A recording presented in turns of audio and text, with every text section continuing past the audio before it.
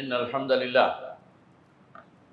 نحمده ونستعينه ونستغفره ونعوذ بالله من شرور أنفسنا ومن سيئات أعمالنا من يهده الله فلا مضل له ومن يضلل فلا هادي له وأشهد أن لا إله إلا الله وحده لا شريك له وأشهد أن محمدا عبده ورسوله يا أيها الناس اتقوا ربكم الذي خلقكم من نفس واحدة وخلق منها زوجها وبث منهما رجالا كثيرا ونساء واتقوا الله الذي تساءلون به والأرحام إن الله كان عليكم رقيبا يا أيها الذين آمنوا اتقوا الله وقولوا قولا سديدا يا أيها الذين آمنوا اتقوا الله وقولوا قولا سديدا يصلح لكم أعمالكم ويغفر لكم ذنوبكم ومن يطع الله ورسوله فقد فاز فوزا عظيما يا أيها الذين آمنوا اتقوا الله حق تقاته ولا تموتن إلا وأنتم مسلمون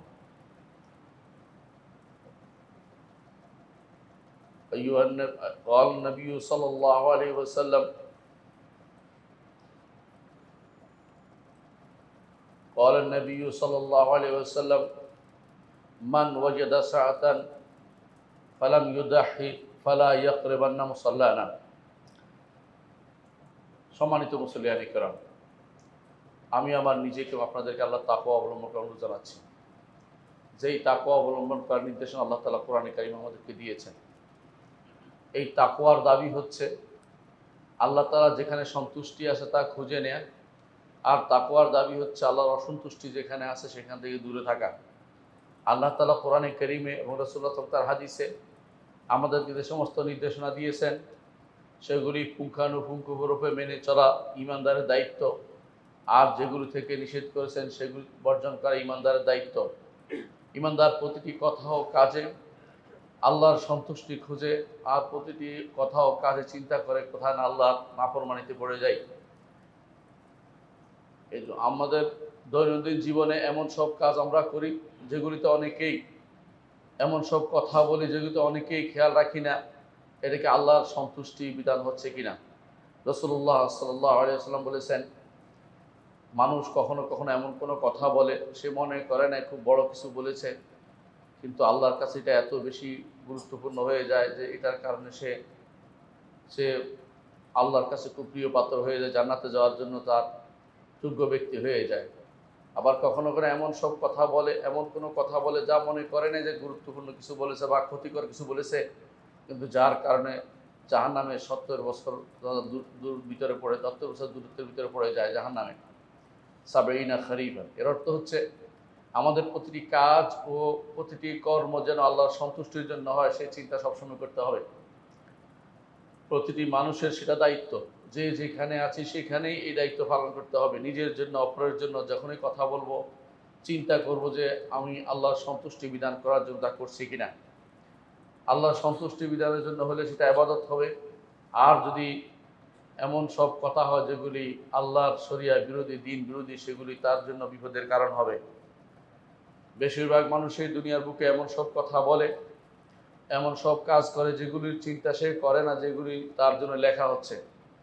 অথচ মা ইয়ালফিজু মিন কাউলিন ইল্লা লাদাইহি রাকিবুন আতীদ, প্রতিটি মানুষই যখন কথা বলে, প্রতিটি মানুষ যখন কোনো কাজ করে, ফেরেশতা অতন্দ্র প্রহরী ফেরেশতা সেটা লিখে রাখছে, তাদের হাত থেকে কিছুই বাদ যাচ্ছে না। এমনকি আল্লাহ তাআলা বলছেন ইয়ালামুনা মা তাফআলুন, তোমরা যা করো তা তারা জানতে পারে। এজন্য আপনার চারপাশে ফেরেশতারা রয়েছে, আপনার সামনে পিছনে ফেরেশতারা রয়েছে, লাহু মুআক্কিবাতুম বাইনা ইয়াদাইহি ওয়া খালফি ইয়াহফাজুনাহু মিন আমরিল্লাহ। অন্তত আপনি এটা বোঝা উচিত যে আপনি যা ইচ্ছে তা করতে পারেন না। অনেকেই অনেক ন্যাক আমল শুনেছে করে, কিন্তু সেগুলি ন্যাক আমল কিনা, সেগুলি শুদ্ধ হয়েছে কিনা সেগুলি খোঁজ খবর রাখে না। একটা মৌসুম আসছে আমাদের সামনে, মৌসুমটা হচ্ছে হজের মৌসুম। খুব কাছেই সেটা। হজের মৌসুমে শুরু হয় জিলহজের 1 তারিখ থেকে, সেটার কর্মকাণ্ড শুরু হয়।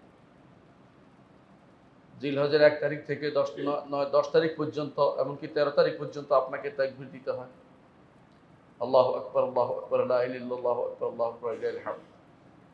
এটাই হচ্ছে নিয়ম। আর 9 তারিখ থেকে 13 তারিখ পর্যন্ত সেটা হচ্ছে বেশি গুরুত্বপূর্ণ, মানে বেশি বেশি সুন্নাহ মুআক্কাদা, সেটা বেশি বেশি বলতে হয়। কিন্তু এমনিতে 1 তারিখ থেকে আছে। তারপর আরো কিছু কাজ আছে, তার মধ্যে আছে বেশি বেশি করে তাসবিহ পাঠ করা, বেশি বেশি করে তাকবীর দেওয়া, বেশি বেশি করে তাহলিল পাঠ করা। রাসূলুল্লাহ সাল্লাল্লাহু আলাইহি ওয়াসাল্লাম এগুলিকে আমাদেরকে জানিয়েছেন। অর্থাৎ এই দিনগুলোতে আপনি বেশি বেশি ইবাদত করুন। আল্লাহ তাআলা কোরআন কারীম বলেছেন, ওয়াল ফাজর ওয়া লায়ালিন আশর। ইমামরা বলেছেন লায়ালিন আশর বলতে 10 দিন বোঝানো হয় জিলহজের। এটা একটি মত, এবং রাসূলুল্লাহ সাল্লাল্লাহু আলাইহি ওয়াসাল্লাম বলেছেন এই 10 দিনে এমন সব ইবাদত করা হয় যেগুলো নিজের জান দিয়ে আল্লাহর রাস্তায় যুদ্ধ করার ব্যতীত অন্য কোনো আমলের চেয়ে বেশি উত্তম, অন্য কোনো দিনের আমলের চেয়ে বেশি উত্তম হয় না। এই সময়গুলোতে বেশি করে ইবাদত করতে হয়। সেই দিনগুলো ইবাদতের মধ্যে একটি ইবাদত হচ্ছে কোরবানি, যে কোরবানি নিয়ে আজকে আমরা আলোচনা করতে যাচ্ছি। কোরবানি শব্দটি আমরা খুবই প্রসিদ্ধ শব্দ হিসেবে জানি। কোরবানি অর্থ হলো কোনো কিছু উৎসর্গ করা, অর্থাৎ আল্লাহর জন্য উৎসর্গ করেন আপনি। আল্লাহ তাআলা নির্দেশ দিয়েছেন কোরআনে কারিমে, ফাসাল্লি লিরাব্বিকা ওয়ানহার, আপনার রবের জন্য সালাত আদায় করুন এবং কোরবানি করুন, নাহার করুন। নাহার উটকে করা হয়, আর জবাই করা হয় ছাগল এবং গরুকে। নাহার অর্থ হচ্ছে 3 পা বেঁধে, 1 পা বেঁধে রাখা, 3 পা দাঁড় করে রাখা, অর্থাৎ যাতে করে সে পড়ে যায়, যখনই তাকে আঘাত করা হবে তার হাতে যে ছুরি থাকে তা দিয়ে এখানে আঘাত করা হয় দাঁড়ানো অবস্থায়, এটা বলা হয় নাহার। উটকে শুয়ে জবাই করতে হয় না, উটকে দাঁড়ানো অবস্থায় নাহার করতে হয়, এটা হলো সুন্নাত, রাসূলের আদর্শ। তো যখন এখানে আঘাত করা, রক্ত পড়তে থাকে, আর তখন সে পড়ে যায়, কারণ 1 পা তার বাধা আছে, সে আর হাঁটতে পারে না, এই জন্য এটাকে বলা হয় নাহার। এটা উটের জন্য বলা হয়েছে নাহার, কিন্তু গরু এবং ছাগল ইত্যাদির জন্য নাহার নয়, সেটা হচ্ছে জবাই। সে জবাই নিয়ম রাসূলুল্লাহ সাল্লাল্লাহু আলাইহি ওয়াসাল্লাম যেভাবে করেছেন সেভাবে করতে হয়, সেটা আমরা শিখবো ইনশাআল্লাহ।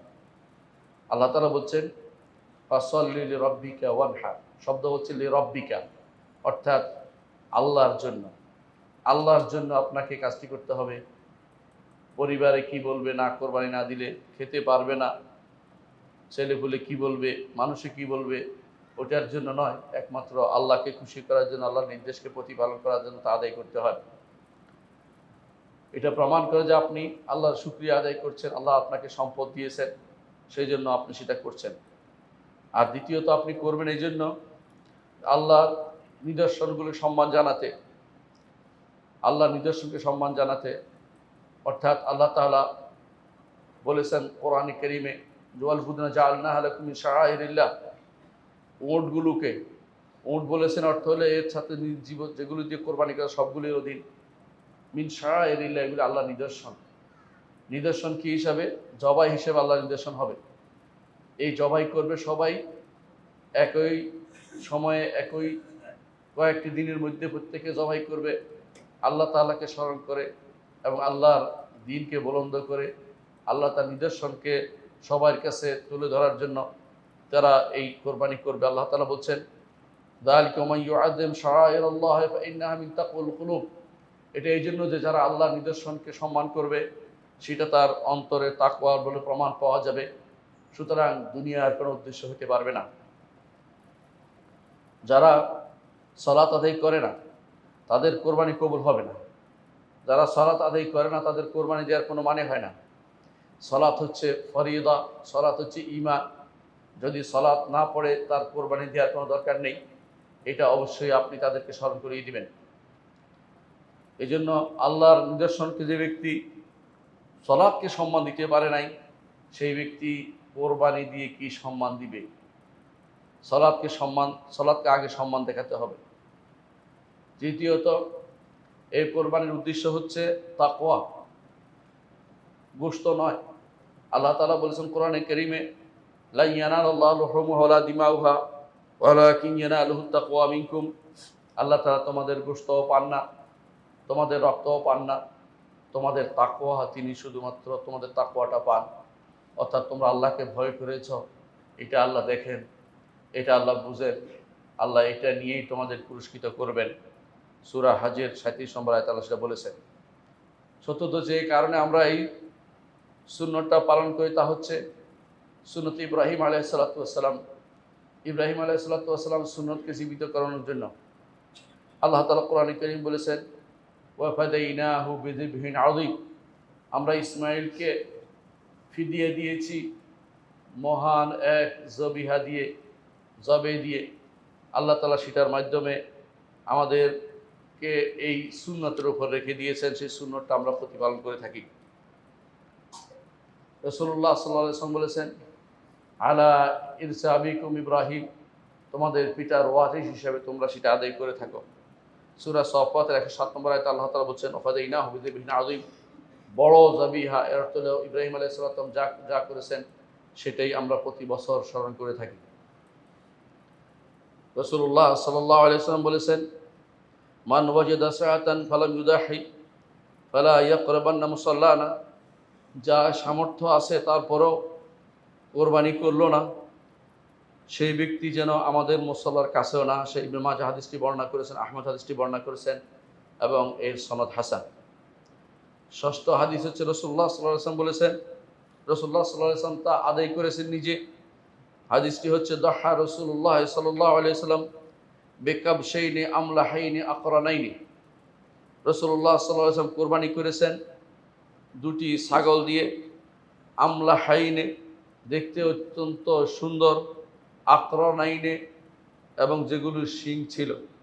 আমলাহাইর আরও অর্থ আছে, সেটা অর্থ হচ্ছে যে সেটা তার নিচের ভাগ সাদা, উপরের অংশ কালো, বস্ত সাদা, চোখের পাশে তার সাদা ছিল, এটাকে মালিশ ধরা হয় ছাগলের মধ্যে। রাসূলুল্লাহ সাল্লাল্লাহু আলাইহি ওয়াসাল্লাম এরকম সুন্দর জিনিস দিয়ে তিনি দুটি ছাগল দিয়ে কোরবানি দিয়েছেন। অন্য বর্ণনায় আসছে মাউজু এইনি, অর্থাৎ খাসি এইনি, অর্থাৎ খাসি করা দুটি ছাগল দিয়ে কোরবানি দিয়েছেন। সপ্তম যে হাদিসটি আমরা দেখি সেটা হচ্ছে, রাসূলুল্লাহ সাল্লাল্লাহু আলাইহি ওয়াসাল্লাম বলেছেন, ইজা দাখালাতিল আশরুল আওয়াখির আও দাখালাতিল আশর,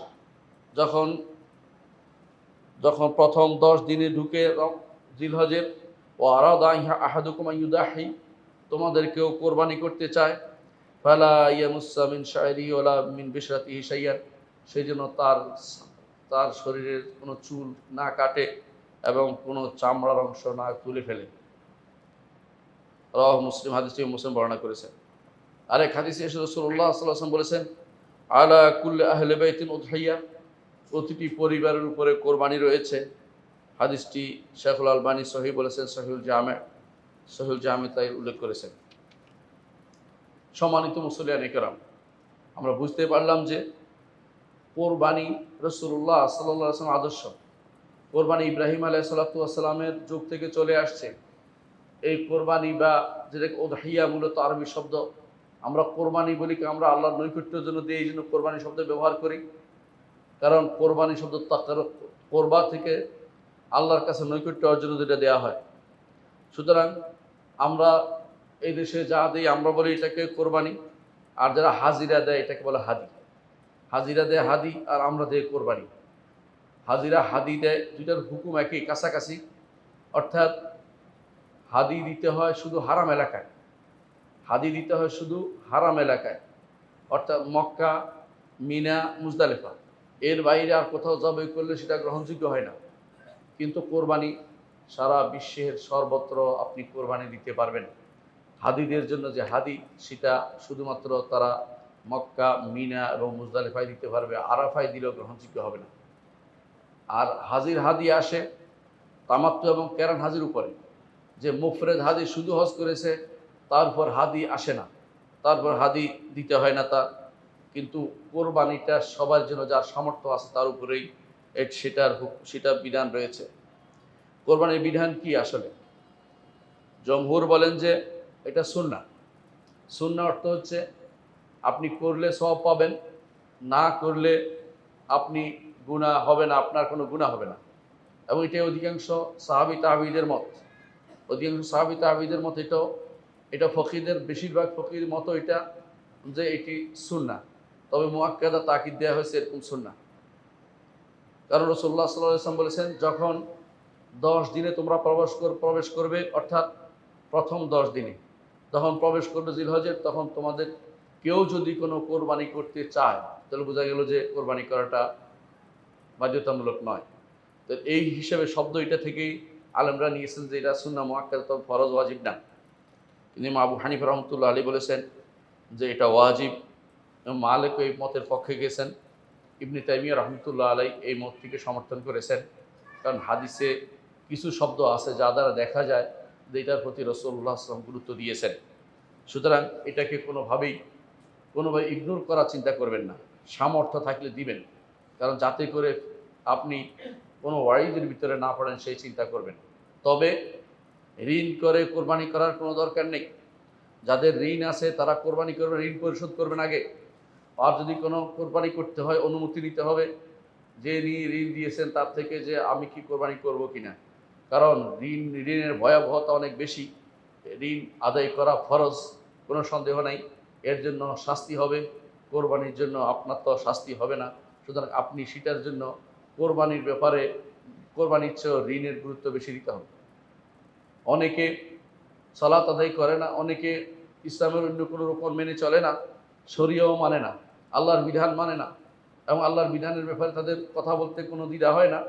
যা মুখে আসে তাই বলে দিচ্ছে বিভিন্নভাবে, অথচ কোরবানির সময় আসলে কোরবানি করার জন্য ব্যস্ত হয়ে যায়। এরা আসলে শরিয়া বুঝে নাই, দিন মানেনি, এরা নিজের মন মতো চলে অভ্যস্ত।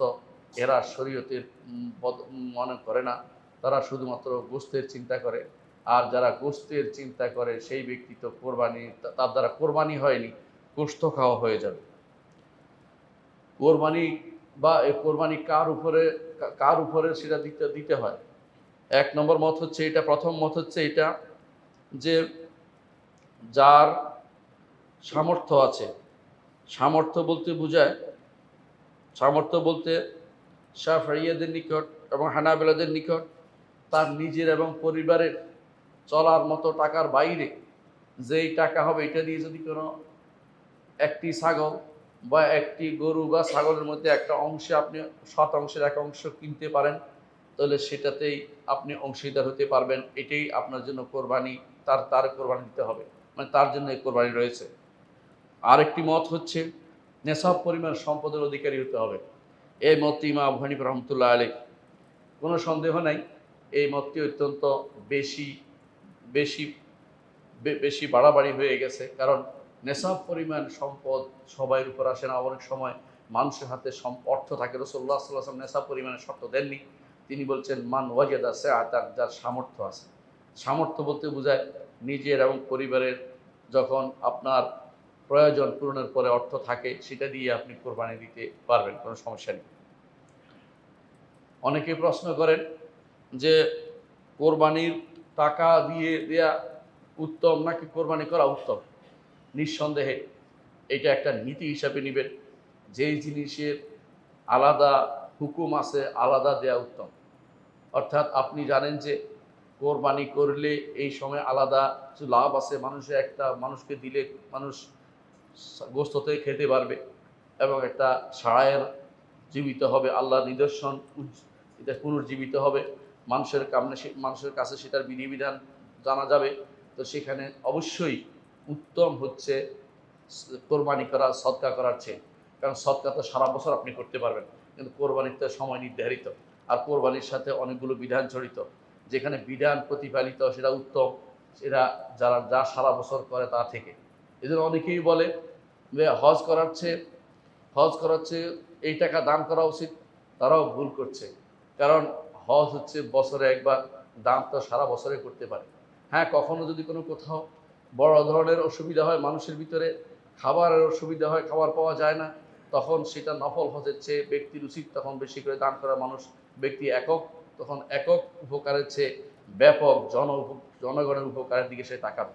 কিন্তু যাদের এইটা উদ্দেশ্য না, যারা সারা বছরে দান করে হজও করবে, তারা আসলে ভালো কাজ উভয়টাই করবে, সব রকমের নিজের জন্য করবে, সবার জন্য করবে, এটা সবচেয়ে উত্তম। তবে কোরবানির মধ্যে উত্তম হচ্ছে কোরবানি করা, তার টাকা সৎকা করা নয়। যারা একটা বিরাট গোষ্ঠী আছে যারা এই কোরবানির সময় আসলেই দেখবেন যে আলোচনা তুলছে যে এতগুলি প্রাণী হত্যা হয়ে যাচ্ছে, এরা যেন আর কোনোদিন ছাগলও খায় না, গরুও খায় না। এটা দোষটা শুধুমাত্র আমাদের কোরবানির হয়ে গেল। এরা হচ্ছে বিভ্রান্ত, এরা বিভ্রান্ত, এরা আল্লাহ শরীয়তের প্রতি নিজেকে বিনয়ী করতে তুলতে পারে নাই, আল্লাহ রসুলকে তাদের আদর্শ হিসেবে মেনে নিতে পারে নাই, এবং কোরআন এবং সুন্নাহর প্রতি তাদের কোনো ভালোবাসা নেই। তারা শুধুমাত্র নিজের বিবেক নিয়ে চলছে। এরা বেশিরভাগ পথভ্রষ্ট ছাড়া কিছুই নয়। এদেরকে প্রতিহত করুন। এই জন্য কোরবানি করা এখন গুরুত্বপূর্ণ জিনিস। যখনই যেখানে দেখবেন সুন্নতের অবমাননা হচ্ছে, সুন্নাত নিয়ে উচ্চবাচ্য করছে, সেখানে সুন্নত তুলে ধরার জন্য বিভিন্ন ব্যবস্থাপনা করা, এটা আহলুস সুন্নাত ওয়াল জামাতের লোকদের দাবি, এবং সেটা করতে হয়। ইমাম আহমদ ইবনে হাম্বল এই জন্য বলতেন, কোনো এলাকার মানুষ যদি কোনো তাদের মধ্যে জানা না থাকে যে এই বাচ্চাদেরকে খতনা করানোর বিষয়টা জানা না থাকে, সেটা জানানোর জন্য হলো লোক ডেকে বলতে হবে যে আমাদের মুখকে আজকে খতনা করাবো, তোমরা জেনে নাও। অর্থাৎ ঘোষণা দিয়ে খতনা করাতে হবে। কেন? যাতে করে সুন্নতটা প্রচার প্রসার লাভ করে। এই জন্য তিনি এই খতনার জন্য দাওয়াত দেওয়া অনুমোদন করেছেন, এই জন্য যাতে করে এইটা যে খতনার সুন্নত সবাই বুঝতে পারে। কারণ এমন একটা সময় আসতে পারে মানুষ সেটাকে আর সেটার ব্যাপারে গুরুত্ব দিবে না। এই জন্য সুন্নাহ যেখানে বাদ পড়ে যাওয়ার আশঙ্কা হয়ে যায়, সেখানে সুন্নাহকে উজ্জীবিত করার দায়িত্বের ভিতরে পড়ে যায়। এই জন্য কোরবানি করবেন, সামর্থ্য থাকলেই কোরবানি করবেন, এবং নিয়ত পরিশুদ্ধ করে কোরবানি করবেন। টাকা সৎকার যে কথা বলা হয়, সেটা এই সময় সারা বছরে সেটা করা যাবে। মুসাফির এবং হাজি তিনি কি কোরবানি করবেন কিনা? শাফিঈ, হানাবেলা এবং জাহেরিয়াদের মতে যদি সম্পদ থাকে, যদি তার সম্পদ থাকে দেশে, তাহলে তিনি কোরবানি করবেন। একদিকে তারা সুন্নত বলেছেন, ওয়াজিব বলেন না, আর দিকে তারা সুন্নতকে তারা উজ্জীবিত করতে চেয়েছেন, জীবিত করতে চেয়েছেন। এই জন্য তারা বলছেন যে সুন্নত তিনি এই সুন্নত তিনি সফরে থাকলেও তার দেশে টাকা থাকলে তাকে ওসিয়ত করে যাবেন, যাতে করে এই সুন্নতটা আদায় করা হয় এবং কোরবানি দেওয়া হয়। এটা সুন্নত হিসাবে তারা বলেছেন। ইমাম আবু হানিফা রহমতুল্লাহ আলাইহি বলেছেন শুধুমাত্র মুকিমের উপরেই শুধু কোরবানি, যিনি মুসাফির বা হাজি আছেন তার উপরে কোরবানি নেই। তিনি ইচ্ছা করলে দিতে পারেন, না দিলেও সুন্নত হিসাবে হবে না। কারণ রাসূলুল্লাহ সাল্লাল্লাহু আলাইহি ওয়াসাল্লাম তিনি সফরে থাকার পরে আবার তিনি কোরবানি করেছেন, এমনটা তিনি দেখা যায় না, কিন্তু হাদিসে দেখা যাচ্ছে তিনি করেছেন। এটা আবু হানিফা রহমতুল্লাহর মত হলো আমরা দেখতে পাই যে রাসূলুল্লাহ সাল্লাল্লাহু আলাইহি ওয়াসাল্লাম সফরেও কোরবানি করেছেন। তাহলে বোঝা গেল যে কোরবানি সফরেও করা আপনার সুন্নত, তো ওয়াজিব যদি আমরা না বলি। কোরবানির শর্ত হচ্ছে গৃহপালিত জন্তু দিয়ে হতে হবে।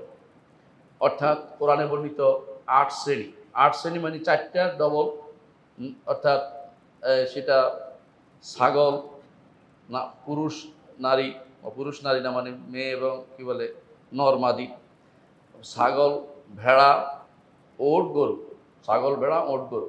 এর মধ্যে গরুর ভিতরে মহিষও ঢুকবে, কারণ মহিষও গরুর অন্তর্ভুক্ত। এর বয়স হচ্ছে যে উটের জন্য 5 বছর হতে হবে, আর গরুর জন্য 2 বছর হতে হবে, ছাগলের জন্য 1 বছর হতে হবে। শুধু ভেড়ার ব্যাপারে 6 মাস পার হতে হবে।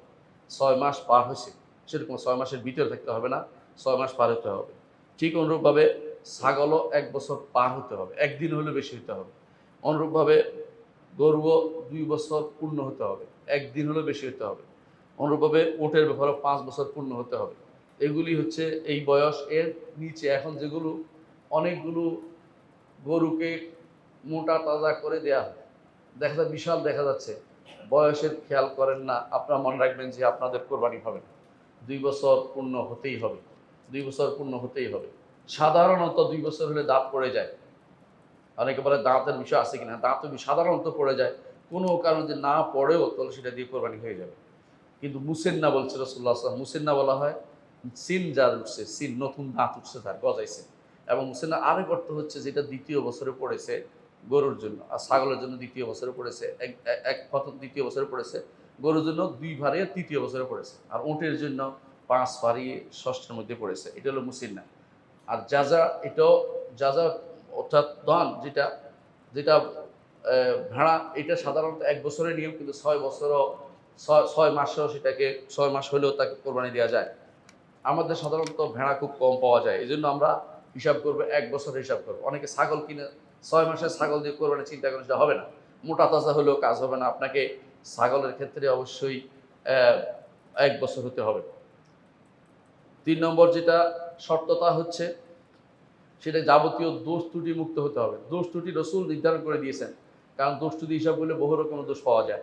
রসুল্লাহ সাল্লাম নির্ধারণ করে দিয়েছেন। বারা ইবনে আযিব রাদিয়াল্লাহু আনহু বর্ণিত হাদিসে এসেছে, রসুল বলেছেন, আরবাউন লা তাজুযু ফিল আদাহি, 4 রকমের রোগ যদি হয়, 4টা বিষয় থাকলে সেটা কোরবানির জন্য যথেষ্ট হবে না।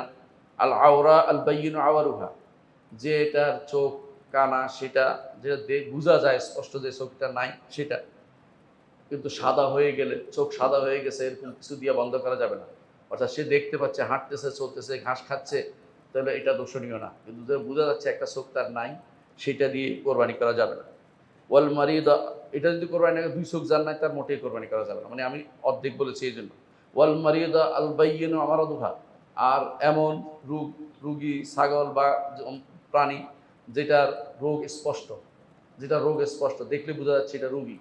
অনেক সময় বাজারে নেওয়া হয়, সেখানে মরে যায়, সেটা হাঁপাইতে হাঁপাইতে মরে যায়। অনেক সময় এমনভাবে তাদেরকে পুশ করা হয়, দেখতে মোটা হয়ে যায় কিন্তু শরীর তাদের রোগ থাকে। সেগুলি যদি কোনো প্রমাণিত হয় যে এটা রোগী, সেটা দিয়ে কোরবানি করা যাবে না, কারণ এটা মানুষের ভিতরে সে রোগকে আবার ছড়িয়ে দিতে পারে। 3 নম্বর হচ্ছে আল আরজা আল বাইয়িনু আরাজুহা, এমন ল্যাংড়া প্রাণী বা ভাঙ্গা প্রাণী যেটা হাঁটতে পারে না, যেটা হাঁটলে বোঝা যাচ্ছে যে স্পষ্ট সে হাঁটতে পারছে না, অল্প অল্প লাফিয়ে লাফিয়ে হাঁটছে সেটা। আর যেটা একটু খুঁড়িয়ে হাঁটছে, ঠিক হয়ে যাবে, কোনো কারণে গাড়িতে আনার সময়, নেয়ার সময় একটু ব্যথা পেয়েছে, এটা দিয়ে কোরবানি নিষিদ্ধ না, এটাতে কোনো সমস্যা হবে না। আল বাইয়িন বলছেন রাসূলুল্লাহ সাল্লাল্লাহু আলাইহি ওয়াসাল্লাম, যার চলা স্পষ্ট যে সে ল্যাংড়ামি করে হাঁটছে। এরপর রাসূলুল্লাহ সাল্লাল্লাহু আলাইহি ওয়াসাল্লাম বলছেন, ওয়াল কাসীরাতুল্লাতী লা তুনকি, আয়াল হাযিলাতুল্লাতী লা তুনকি, অর্থাৎ এমন শুকনা, যেটা সাধারণত আমাদের গ্রাম দেশে অনেকেই কি করে, এমন সব গরুগুলিকে কোরবানি দেয় যেগুলি আর সেগুলি আর চলে না। অনেক সময় দেখা যায় যে এগুলি দিয়ে আর হাল চাষ করতে পারে না, এগুলি হাঁটাহাঁটি করে না, শুকিয়ে কাঠ হয়ে গেছে, হাড্ডিসার হয়ে গেছে, সেটা দিয়ে তারা কোরবানি দিয়ে থাকে। রাসূলুল্লাহ সাল্লাল্লাহু আলাইহি ওয়াসাল্লাম এটা দিয়ে কোরবানি করতে নিষেধ করেছেন। কিন্তু যদি কোনো কারো শিং ভাঙ্গা থাকে, তাহলে শিংয়ের আলেমরা কেউ কেউ বলেছেন যে 3 ভাগের 2 অংশ যদি ভাঙ্গা হয়, দেখতে হবে আগের পর। শিং সাধারণত একই রকম হয়, তো ওইটার সাথে মিলিয়ে দেখতে হবে, যদি কোনো 3 ভাগের 2 অংশ ভাঙ্গা হয় তাহলে সেটা বাদ দিবে। কিন্তু মূলত শিং ভাঙ্গার কোনো সমস্যা নেই, যদি গোড়া থেকে না উঠে যায়, গোড়া থেকে না উঠলে কোনো সমস্যা নেই। আর চোখে সাধারণ আমরা বলেছি যে চোখ যদি গোড়া হয়, অর্থাৎ সে 1 চোখ নষ্ট, আর এটা যদি হয় তাহলে হবে না। কিন্তু যদি চোখে কম দেখে, সেটা দিয়ে কোরবানি হতে পারবে, কোনো সমস্যা নেই। কান কাটা হলে কোরবানি হতে পারবে কিনা, কান কাটা নিয়ে অনেকেই, অস্ট্রিয়ান যদি কোনো কেউ দেখেন ছাগলগুলির, তারা কান কেটে ফেলে এবং এটা নিষিদ্ধ। কিন্তু যেও করে ফেললো কেউ, এটা দিয়ে কোরবানি হবে কিনা, অথবা কানের মধ্যে অনেক দাগ দেয়, একটু অংশ কেটে নিয়ে দাগ দিয়ে দেয়, এটা কোরবানি হবে কিনা, হ্যাঁ এটা কোরবানি, কোনো সমস্যা নেই। কিন্তু গোড়া থেকে যদি কাটা হয়, সেটা যদি ক্ষতিগ্রস্ত হয়, বোঝা যায় তার শরীরের, তার মাংসের ক্ষতি হয়েছে বা শরীরের ক্ষতি হয়েছে, সেটা শুধুমাত্র নিষিদ্ধ হবে, না হলে কান কাটার কোনো কোরবানির কোনো অসুবিধা হবে না। অনেকে আছে নাক কাটা দিয়ে কোরবানি নিষিদ্ধ মনে করছেন, না, নাক কাটা দিয়ে কোরবানি কোনো সমস্যা হবে না। জিহ্বা, দাঁত এগুলি যদি কোনো ভাঙ্গাও হয় কোনো কারণে, সেগুলো দিয়ে কোরবানি হবে, কোনো সমস্যা নেই, যতক্ষণ পর্যন্ত সেটা দোষী বলে বিবেচিত না হচ্ছে। একটি প্রাণীতে কয়জন শরীক হতে পারবেন? একটি ছাগল একটা ব্যক্তির জন্য হবে, এটা সবার মতেই। আমার আবু হানিফা রহমতুল্লাহ আলাইহি এটা বলেছেন, অন্যরাও বলেছেন।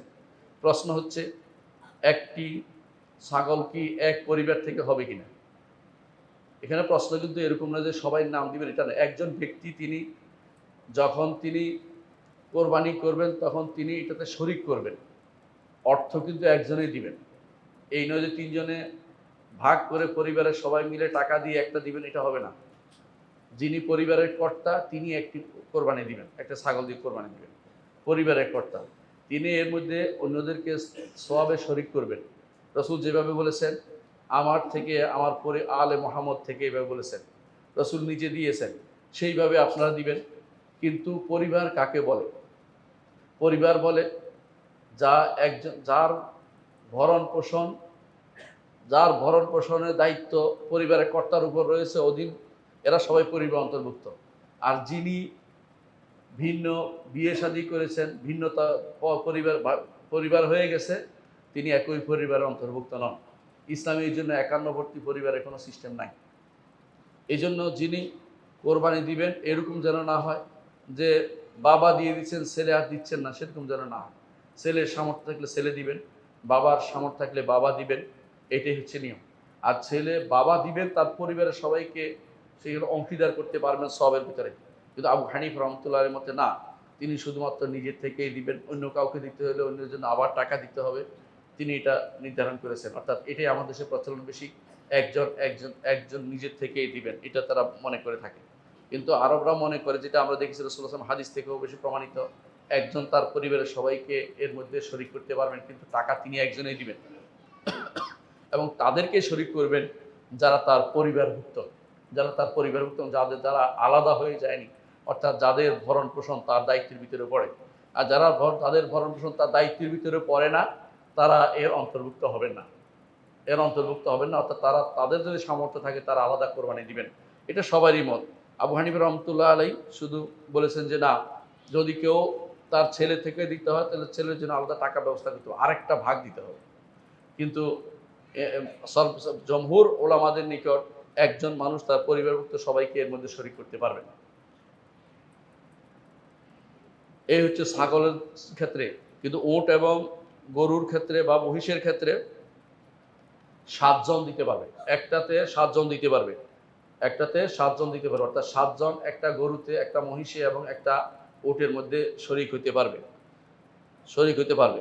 তো এইটা অন্য কোথাও শরীক হওয়া যায় না, শুধু উটে এবং মহিষে এবং গরুতে শুধুমাত্র শরীক হওয়া যায়, ছাগলে শরীক হওয়া যায় না, ছাগলে শরীক হওয়া যায় না। আমাদের দেশে অনেক সময় দেখা যায় যে কেউ কেউ বিদেশ থেকে কোনো কোনো সময় দেখা যায় যে ইয়া পাঠিয়ে দিয়েছে কোরবানি করার জন্য, অথবা টাকা দিয়েছে কোরবানি কেনার জন্য। কার নামে কোরবানি করছে, কার জন্য কোরবানি করছে, এটা এভাবে তো কোরবানি হয় না। কোরবানি করতে হলে কোন নির্দিষ্ট ব্যক্তি হতে হবে, ব্যক্তি না। এখন তো বলো গরিবদের জন্য কোরবানি করতেছে, কে করতেছে, টাকা কে দিচ্ছে, এই সিস্টেমে কোরবানি চলে না, কোরবানি খয়রাতি হয় না, কোরবানি খয়রাতি হয় না। এই জিনিসটা ভুল, যারা অনেকেই করে থাকেন তারা এটা শরিয়া বিরোধী কাজ করে থাকেন, জানা উচিত আমাদের। কোরবানি যদি কোনো অংশীদারের ভিত্তিতে দেওয়া হয়, অনেকে বলা অংশীদারের মধ্যে কেউ যদি কোনো গোশত খাওয়ার ইচ্ছা করে অথবা আত্মসম্মান বজায় রাখার ইচ্ছা করে, আল্লাহর নৈকট্য না থাকে, তার কোরবানি হবে না। এটা ইমাম আবু হানিফা রহমতুল্লাহ আলাইহির মত। যে যদি কোনো কেউ যদি মনে করে যে এই কোরবানির ভিতরে একজন, 7 জনের মধ্যে একজন মনে করলো যে এটা গোশত খাওয়ার জন্য অথবা তার লজ্জা শরম বাঁচানোর জন্য মনে করছে সে কোরবানি দিছে, তাহলে কারো কোরবানি হবে না। কিন্তু অন্যরা বলে থাকেন না, যদি কেউ যদি কোনো তার অংশের ভিতরে গোশতে নিয়ত করে, সেটা ওই ব্যক্তির সমস্যা হবে। কিন্তু যেই ব্যক্তি নিয়তে নেক নিয়তে আল্লাহ নৈকট্য লাভের জন্য কোরবানি দিয়েছে, তার কোরবানিতে কোনো অসুবিধা হবে না। তারপরেও এই সমস্যা থেকে মুক্ত হওয়ার জন্য আপনাদের জানা উচিত, আগে বলা উচিত, তাদেরকে সাথে নেওয়া উচিত যাদের নিয়ত পরিশুদ্ধ আছে বলে আপনি জানতে পারবেন। ইমাম মালিক রহমতুল্লাহ আলাইহির মতে কোরবানিতে অংশীদার করা যায় না, এককভাবে দিতে হয়, যদিও সেটা ছাগল হোক বা ওট হোক বা গরু হোক। এই মতটির পক্ষে তিনি কোনো দলিল দেননি, কিন্তু এই মতটি আসলে মারজুহ বা অগ্রহণযোগ্য এবং বিশুদ্ধ দলিল হচ্ছে যে অবশ্যই কোরবানিতে শরীক হওয়া যায়। এর দলিল জাবের রাদিয়াল্লাহু বর্ণিত হাদিস, নাহারনা মা রাসূলিল্লাহ সাল্লাল্লাহু আলাইহি ওয়াসাল্লাম আমাল হুদাইবিয়া আল বুদনাতা আন সাবআতিন ওয়াল বাকারাতা আন সাবআ, রাওয়াহু মুসলিম। জাবের রাদিয়াল্লাহু বর্ণিত রাসূলুল্লাহ সাল্লাল্লাহু আলাইহি ওয়াসাল্লাম এর সাথে আমরা হুদাইবিয়ার বছর 7 জন এক উটে শরীক হয়েছি আর 7 জন এক গরুতে শরীক ছিলাম। ইমাম মুসলিম হাদিসটি বর্ণনা করেছেন। আমাদের দেশে অনেকেই বলে থাকেন যে এটা সফরে ছিল। এই সফরটাকে বলা হয়, এটা হলো ওয়াসফা, এই ওয়াসফে তারদি বলে এটাকে, ওয়াসফ তারদি, এটাকে যারা উসুল করছে তারা বুঝবেন। অর্থাৎ এমন একটা ওয়াসফ গুণ নেওয়া যে গুণটা নেওয়ার মতো না, এই গুণ না। উনি ছিলেন সফরে, তাই বলে হাজারের মধ্যে বিপরীতটা করবেন এমন না। কারণ সাহাবায়ে কেরাম থেকে বর্ণিত আছে, এদের মধ্যে আয়েশা রাদিয়াল্লাহু আনহা হইতে শুরু করে বেশ অনেক সাহাবী থেকে বর্ণিত আছে, তারা বলেছেন যে হাজার অবস্থাতে তারা তারা জবে করতেন, একটি গরু জবে করতেন ৭ জন থেকে। তাহলে বোঝা গেল সাহাবায়ে কেরাম সেটা প্রতিপালন করতেন। সুতরাং এর বিপরীতটি নেওয়া যাবে না, সেটাই গ্রহণ করতে হবে। সাহাবায়ে কেরাম হাজার অর্থাৎ একামত অবস্থায় নিবাসেও সেটা করতেন, শুধু সফরে সেটা করেছেন তা নয়। সুতরাং এর বিপরীতটি বিশুদ্ধ নয়। কোন কোরবানিটা বেশি উত্তম? প্রথমে এক এক দলের মত হচ্ছে আগে উট, তারপরে গরু, তারপর ছাগল, সিরিয়াল দিক থেকে। এটাই মত হচ্ছে শাফিঈয়া, হানাবেলা, জহেরিয়া এবং মালিকিয়াদেরই মত। মালিকিয়াদের কারো কারোই মত। দ্বিতীয় মত হচ্ছে আবু হানিফ রহমতুল্লাহ মত। তিনি বলেন যে যেটাতে গোশত বেশি এবং গোশত বেশি সুন্দর হবে সেইটা বেশি উত্তম। অর্থাৎ ছাগল না, গরু, উট না, যেটা বেশি বেশি পাওয়া যায় গোশত সেটা।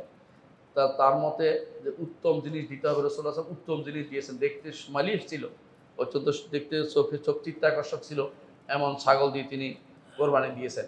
তো তিনি বলতে চাচ্ছেন এটা যে যেহেতু চিত্তাকর্ষক জিনিস হতে হবে, যেটা দেখতে উপাদেয় সেটা হতে হবে। মালিকীদের নিকট এককভাবে যেটা দেওয়া হবে সেটাই, কারণ তারা আগে থেকে বলেছে একজন শুধু একটাতে শরীক হইতে পারে। এই জন্য তারা বলেন যে এর মধ্যে ছাগল এককভাবে দেওয়ার পরে কোনো মতভেদ নেই, সুতরাং আগে ছাগল একা দিতে পারলে, তারপর উট, তারপর গরু, তারপর উট। এটা মালিকীদের মত।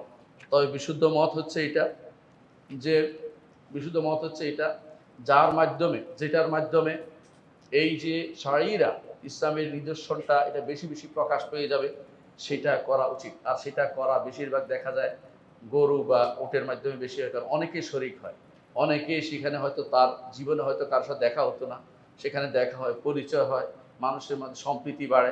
এটা এই জন্য গরু দিয়ে বেশি উত্তম বলে আমি মনে করছি, কারণ এর মাধ্যমে এই ইয়াটা এই মুসলিমদের যে এই নিদর্শনটা সেটা সব জায়গায় প্রচার প্রসার লাভ করে। প্রশ্ন হচ্ছে কোরবানির সাথে কি আকিকা করা যাবে কিনা? হানাফিদের মতে করা যাবে, মালিকি এবং শাফিঈরা বলে করা যাবে না। এভাবে আরও মত আছে, তবে বিশুদ্ধ মত হচ্ছে যে সেটা করা যাবে না। হানাফিদের দলিল হচ্ছে রাসূলুল্লাহ সাল্লাল্লাহু আলাইহি ওয়াসাল্লাম কোনো হাদিসে এটাকে আকিকাকেও নাসিকা বলেছেন, অর্থাৎ সেটাকেও কোরবানি নাম দিয়েছেন, নুসুক বলেছেন। আর নুসুক বলতে কোরবানি বোঝায়। তিনি বলছেন নাম যেহেতু মিলে গেছে, তারা বলেন যে সেহেতু দেয়া যাবে। কিন্তু আসলে এটা বিভিন্ন ভাবার বিষয় রয়েছে, কারণ আকিকা আসে জানের উপরে, আর কোরবানি আসে মালের উপরে। আর আকিকা সপ্তম দিন নির্ধারিত, আর কোরবানি সেটা শুধুমাত্র বছরে এক সময় হয়, এবং যদিও একসাথে কয়েক জায়গাতে হয়। সেটা হচ্ছে কি, আকিকার জন্য বছর পূর্ণ হইতে হয় ছাগলের, আকিকার জন্য যদি গরু দেয়, কেউ উট দেয়, যদি সুন্নত না, তাহলে সেটাও কোরবানির বয়স পার হইতে হয় সবারই। তো সেই দোষগুলো একই রকম দেখতে হয়, কিন্তু মানে দোষ ত্রুটি মুক্ত হইতে হয় একই রকমের।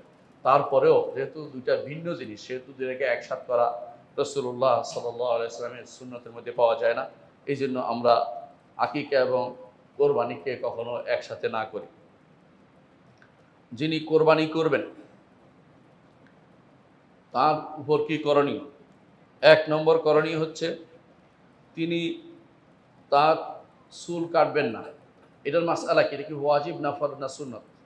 আবু হানিফ রহমতুল্লাহ আলাইহির মতে এটা মুস্তাহাব জিনিস, অর্থাৎ সেটাকে তিনি ফরজ সুন্নাহ মনে করেন নাই। কিন্তু রাসূলুল্লাহ সাল্লাল্লাহু আলাইহি ওয়াসাল্লাম হাদিস হচ্ছে কেউ যেন তার চুল থেকে না নেয়, কঠিনভাবে নিষেধ করেছেন। এর অর্থ হচ্ছে এটা নিতে পারবে না, এটা হচ্ছে বিশুদ্ধতম মত। চুল থেকে নিবে না এবং চামড়া থেকেও কিছু খসাবে না। অনেকে আছে বসে বসে চামড়া ছিঁড়ে, সেটাও করবেন না। অর্থাৎ আপনি এই কোরবানির আগ পর্যন্ত সেটা করতে পারবেন না।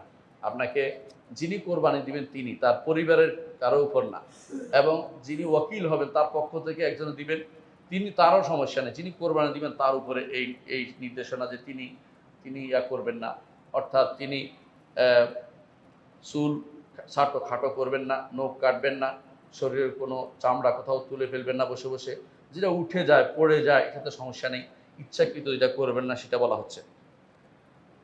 আকিকা কোরবানির সময় কখন?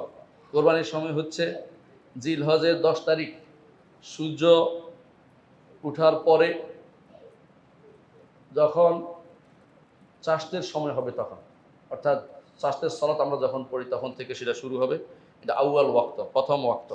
আর শেষ ওয়াক্ত হবে আবু হানিফা রহমতুল্লাহ নিকট 12 তারিখ, 12 তারিখ সূর্য ডুবার আগ পর্যন্ত। বিশুদ্ধ মতে 13 তারিখ সূর্য ডুবার আগ পর্যন্ত, এটা আইয়ামুত তাশরিকের শেষ দিন পর্যন্ত সেটা প্রলম্বিত। এই জন্য কোরবানি এগুলিতে করতে পারবেন। কেউ যদি কোনো এগুলিতে কোরবানি না করতে পারে তার কি বিধান? তিনি কি সদকা করবেন? অথবা কয়েকটা কাজ। 1 নম্বর হচ্ছে একজন মানুষ কোরবানি কিনেছেন, সেটা হারিয়ে গেছে অথবা মরে গেছে, তার কি বিধান? আবু হানিফা রহমতুল্লাহ তাকে ওরকম একটা কিনে আবার দিতে হবে। অন্যদের মতে তার নিয়ত পার হয়ে গেছে, তার নিয়তের কারণে সেটা আর দিতে হবে না, সেটা তার জন্য সেটা আর দেওয়া লাগবে না, কারণ নিয়তের কারণে সে সব পেয়ে যাবে। হারিয়ে গেছে, কিনতে পারবে, তার সামর্থ্য যদি থাকেও, কারণ সে তো নিয়ত একটার সাথে সম্পৃক্ত করে ফেলেছে। কিন্তু আবু হানিফা রহমতুল্লাহ নিকট তাকে এরকম একটা আবার কিনে কোরবানি দিতে হবে, কারণ তিনি তো ওয়াজিব মনে করেন। এই জন্য যদি কেউ কোরবানি করার সময় পার হয়ে গেছে কোনো কারণে সে দিতে পারে, তখন কি করবে? অধিকাংশের নিকট তিনি কোরবানি করবেন এবং এটাকে সদকা করবেন, অর্থাৎ সেটাকে সদকা করে দেবেন, সেটা খাবেন না। এভাবে বিভিন্ন বর্ণনা সালফ সালিহিন থেকে এসেছে। কিভাবে কোরবানির গোশত ভাগ করবেন? কোরবানির গোশত ভাগের ব্যাপারে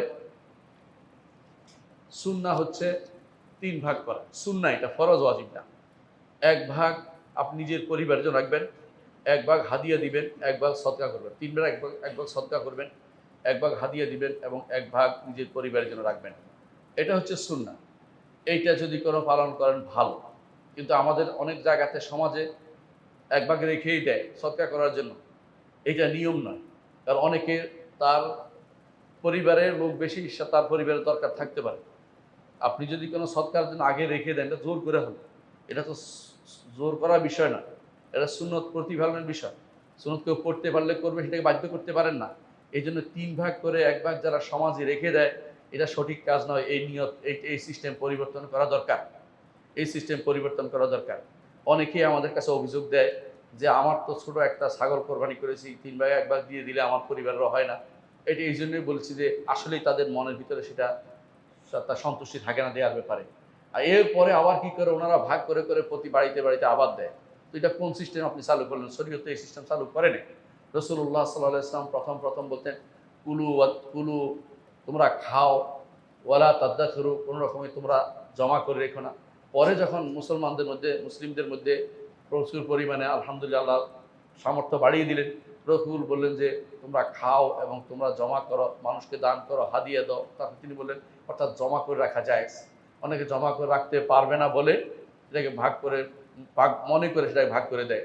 আবার অনেকে আছে সদকা মুঠেই করে না, পুরোটাই সে ফ্রিজে ঢুকাই ফেলে। এটাও তো আল্লাহ রসুল সাল্লাল্লাহু আলাইহি ওয়াসাল্লাম আদর্শ বিরোধী কাজ। রাসূলুল্লাহ সাল্লাল্লাহু আলাইহি ওয়াসাল্লাম এই দিন প্রত্যেককে তাকে গরিবদেরকে দেওয়ার ব্যাপারে নির্দেশনা দিয়েছেন। তো দেওয়ার ব্যাপারে চিন্তা করবেন। যারা কেউ দেয়, অনেকে নিতে চায় না, এটা অহংকার করবেন না। হাদিয়া দিলে নিতে হবে, কারণ তো হাদিয়া দিয়েছে, হাদিয়াও দেওয়া যায়। আবার সদাকা দিলে এটাও বোঝা যায়, গরিবদের সদাকা গরিবটাও দিতে পারে। ধনীদের দিলে হাদিয়া দিতে পারে, গরিবদের সদাকা দিতে পারে। সুতরাং নেয়ার ব্যাপারে আপনি সেটাকে মানে উষ্মা প্রকাশ করবেন না, বা নিব কেন, আমার কি কম আছে নাকি, এটা বলবেন না। হাদিয়া দিলে নিবেন, এটাই হচ্ছে নিয়ম। হজের মধ্যেও দেখবেন আপনাকে অনেক সময় দেয়া হয়, আপনি ফেলে দিবেন না, কারণ এটা তারা মনে করে না যে শুধু সদাকা দিচ্ছে, তারা হাদিয়া হিসেবেও দেয়। এই জন্য এগুলিকে কোনোভাবেই মনে করবেন না যে আমি সদকা নিব কেন। সদকা না, হাদিয়াও নিতে পারে, ধনীরা হাদিয়াও তো নিতে পারে। অর্থাৎ তারা দেখছে হাজি হিসাবে, অথবা এই দিন একে অপরকে হাদিয়া দিলে মহব্বত বাড়বে। রাসূলুল্লাহ সাল্লাল্লাহু আলাইহি ওয়াসাল্লাম বলছেন, তাহাবু, হাদিয়া দাও, তোমাদের মধ্যে মহব্বত বেড়ে যাবে। মনে রাখবেন, কিছু জিনিস আছে জবের সময় দরকার। 1 নম্বর হচ্ছে নিয়তটা পরিশুদ্ধ করবেন। তবে নাম ধরে ধরে অমুকের নাম, কার কি নাম, কয়জন নাম, অর্থাৎ আপনি সময় রেখে নির্ধারণ করবেন, আগে থেকে নির্ধারণ করবেন। গরু কিনে অর্থই নির্ধারণ করা নয়, গরু কিনছেন এরপর নির্ধারণ করবেন কে দিবেন, কোনো সমস্যা নেই। কে দিবেন নির্ধারণ করবেন, যতক্ষণ পর্যন্ত না বলছেন ততক্ষণ পর্যন্ত কমপ্লিট হয়নি। মনে মনে থাকলে হবে না, যদি মুখে উচ্চারণ করে ফেলেন যে এটা আমি আমার পক্ষ থেকে দিচ্ছি, তখন থেকে সেটা কোরবানি বলে নির্ধারিত হবে। গরু কিনলেই সেটা কোরবানি নির্ধারিত হয়ে যায় নাই, এটা মনে রাখবেন। দ্বিতীয় কাজ হবে সেটা হচ্ছে যে যেটা দিয়ে জবে করবেন সেটা ধারাল করে নেবেন।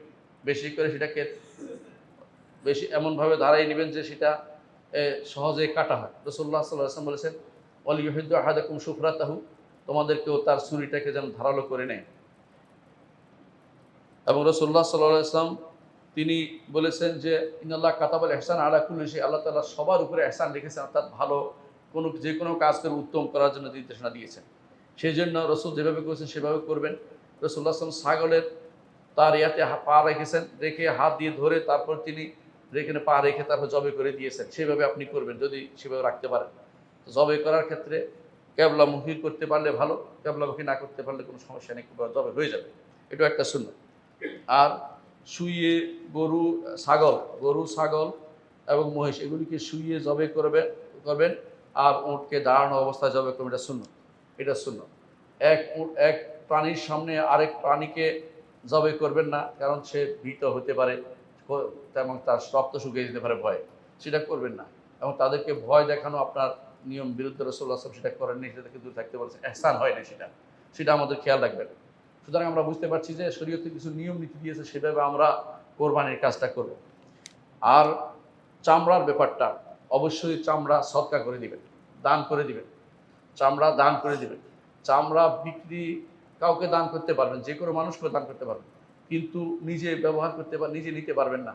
এই জন্য হাদিসে নিষেধ আসছে নিজে নেয়ার ব্যাপারে। আর যদি কোনো সেটা বিক্রি করেন, নেয়ার চিন্তা করে, হাদিসে কঠিন, তার বুদ্ধি হবে না বলছে। নিজে নেয়ার চিন্তা না করে যদি আপনি উকিল হয়ে গরিবের জন্য সে বিক্রি করে তাকে টাকা দিয়ে দেন, তখন শুধুমাত্র সেটা বৈধ হতে পারে। প্রশ্ন হতে পারে মৃত মানুষ থেকে কোরবানি করবেন কিনা। মৃত মানুষ থেকে কোরবানি করবেন কিনা, দুটি মত আছে। একমত যা করা যাবে না, এই মতটি বেশি প্রসিদ্ধ হয়ে গেছে আহলে হাদিসদের মাঝে। দ্বিতীয় মত হচ্ছে করা যাবে, এটা বেশি বিশুদ্ধ, করা যাবে। তবে উত্তম হচ্ছে যার পক্ষ থেকে কোরবানি করছেন তার থেকে আপনি সেটা সদাকা করবেন, অর্থাৎ এই যেই বস্তুগুলি পাবেন এগুলিকে দান করে দিবেন, যাতে করে তার সদকা পরিপূর্ণ হয়। কারণ করা যাবে এই জন্য এটা আর্থিক এবাদত, আর আর্থিক এবাদত অন্যদের থেকে করা যায়। এটাই আমাদের লাজনাতুদ দায়েমা, অর্থাৎ যেটা স্থায়ী কমিটি ফতোয়ার সৌদি আরবের, তারা সেই সিদ্ধান্ত দিয়েছে যেটা করা যাবে। তবে মনে রাখবেন যে যদি কোনো ওসিয়ত করে যায় প্রতি বছর কোরবানির জন্য, ওসিয়ত 3/1 তার সম্পদ থেকে, 3/1 সম্পদ থেকে তার জন্য ওসিয়ত প্রতিপালন করা, কোরবানি এটা করা সবার নিকটে বৈধতা রয়েছে এবং সেটা করতে হবে, সেটা অবশ্যই কোনোভাবে ছাড়া যাবে। যদি ওসিয়ত করে যায় যে আমার সম্পদ থেকে প্রতি বছর আমার জন্য কোরবানি করতে হবে, এটা একজন মানুষের ওসিয়ত, যেহেতু তার সম্পদ অনেক রেখে গেছে, যদি এরকম রেখে যায় তাহলে হবে। আর যদি সম্পদ রেখে না যায় তাহলে ওসিয়ত দিতে সে বাধ্য নয়, কারণ ওসিয়ত যেটা সম্পদ তার নাই, এবার ওসিয়ত করতে পারে না। সন্তান ইচ্ছা করলে তার পক্ষ থেকে প্রতিপালন করবে, ইচ্ছা করলে প্রতিপালন করবে না। আর সম্পদ রেখে গেলে সে ওসিয়ত তাকে প্রতিপালন করবে। আকুলু কাউলি হাযা ওয়া আস্তাগফিরুল্লাহ লি ওয়া লাকুম ওয়া লিসাইরিল মুসলিমিন ফাস্তাগফিরু ইন্নাহু হুয়াল গফুরুর রাহিম। ইন্নাল হামদালিল্লাহ নাহমাদুহু ওয়া নাস্তাঈনুহু ওয়া নাস্তাগফিরুহ ওয়া নাউযু বিল্লাহি মিন শুরুরি আনফুসিনা ওয়া মিন সাইয়্যাতি আমালিনা মান ইয়াহদিহিল্লাহু ফালা মুদিল্লা লাহু ওয়া মান ইউদ্লিল ফালা হাদিয়া লাহু ওয়া আশহাদু আল লা ইলাহা ইল্লাল্লাহ ওয়াহদাহু লা শারীকা লাহু ওয়া আশহাদু আন্না মুহাম্মাদান আবদুহু ওয়া রাসূলুহু। আম্মা বা'দ। সম্মানিত মুসলিম কিরাম, কোরবানির মাসআলা আলোচনা করছিলাম। কোরবানি আল্লাহর জন্য হয় সেটা আপনি অবশ্যই খেয়াল করবেন। যদি আপনার সামর্থ্য না থাকে সেটা নিয়ে বাড়াবাড়ি করবেন না। আল্লাহ তাআলা সামর্থ্য দেয় নাই, সামর্থ্য হলে দিবেন। আর যদি সামর্থ্য থাকে সেটাকেও ছেড়ে দিবেন না, কারণ এটার মাধ্যমে আল্লাহ তাআলাকে আপনি ভালোবাসেন, আল্লাহর নৈকট্য আপনি ভালো চান, সেটা প্রমাণিত হবে।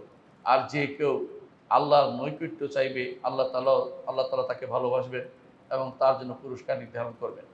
কোরবানির উপরে যে সমস্ত হাদিস আমি বলেছি এগুলো সহিহ হাদিস। এর বাইরে কোরবানির ফজিলতের উপরে কোনো সহিহ হাদিস নাই। অর্থাৎ যে সমস্ত বর্ণনা এসেছে যে প্রতিটা লোমের কারণে সওয়াব হয়, অথবা প্রতিটি লোমকূপের কারণে সওয়াব হয়, অথবা রক্ত পড়ার আগে হয়ে যায়, এগুলি হাদিসগুলি সহিহ নয়, এই জন্য সেগুলি আমি উল্লেখ করলাম না। বরং কোরবানি নিজেই একটা বড় ধরনের ফজিলতের কাজ, অতিরিক্ত ফজিলত দরকার নেই। মানুষ সাধারণত সম্পদ দিতে চায় না, অনেক কিছু দিতে চায়, সম্পদটি ধরে রাখতে চায়। কিন্তু যে ব্যক্তি আল্লাহকে ভালোবাসে সে ব্যক্তি কোরবানি দিবে, সে গোস্ত খাবে কোনো সন্দেহ নেই, কিন্তু আল্লাহকে ভালোবেসে কোরবানি দিবে। অনেকে আছেন নাম ডাকের জন্য দিচ্ছে, ভয়াবহ বিষয়। বাজারে সবচেয়ে বড়টা নিয়ে আসে, কি জন্য যে আমি এত টাকা দিয়ে কোরবানি দিয়েছি, এত লাখ টাকা দিয়ে দিয়েছি। এগুলি শুধুমাত্র নাম ডাকের জন্য হচ্ছে, কোনো সন্দেহ নেই। আপনি দিবেন সুন্দরটা, বড়টা দিতে হবে জরুরি না। সুন্দর দেখতে আপনি বুঝতে পারছেন যে এটা কি, হ্যাঁ আপনার সম্পদ আছে, তাহলে মানুষকে বলবেন না কে কিনেছে। অনেকেই এইগুলি যারা করে তারা বড় ছবি তুলে রাখে, প্রচার করে, বিভিন্ন মিডিয়াতে দিয়ে দিচ্ছে।